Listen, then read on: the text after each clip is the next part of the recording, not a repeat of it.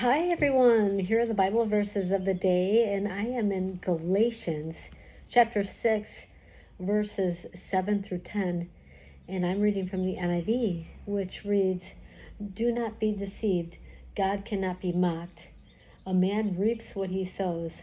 Whoever sows to please their flesh, from the flesh they will reap destruction. Whoever sows to please the Spirit, from the Spirit will reap eternal life. Let us not become weary in doing good, for at the proper time we will reap a harvest if we do not give up. Therefore, as we have opportunity, let us do good to all people, especially to those who belong to the family of believers."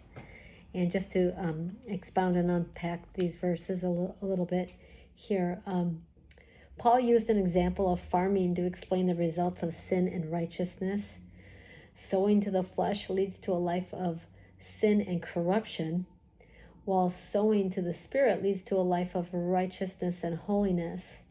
The believer who sows to her own flesh does not lose the Spirit, but she loses the fruit of the Spirit.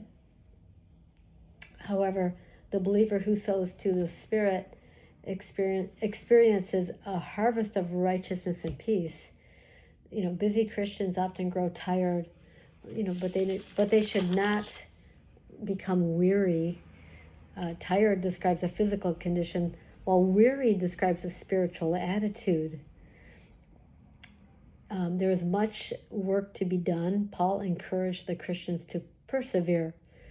They were not to relax their standards or give up doing good, the good that they had learned. This mandate is not an invitation, though, to become a workaholic, but rather a pep talk to continue walking by faith without becoming discouraged or losing heart. Trust God for a harvest of eternal blessings and the strength to do His will. And I just wanted to also break down what it said, about losing the fruits of the Spirit. If you're sowing into the flesh, the fruits of the Spirit, there's two choices to make in lifestyles. The works of the flesh are sexual immorality, impurity, debauchery, idolatry, witchcraft, hatred, discord, jealousy, fits of rage, selfish ambition, dissensions, factions, envy, drunkenness, and orgies. The fruit of the Spirit lifestyle is love, joy, peace, forbearance, patience, kindness, goodness, faithfulness, gentleness, and self-control.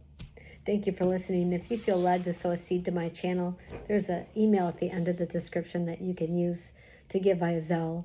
And may God bless you abundantly. I would thank you so very much. I'd be so gratefully appreciative.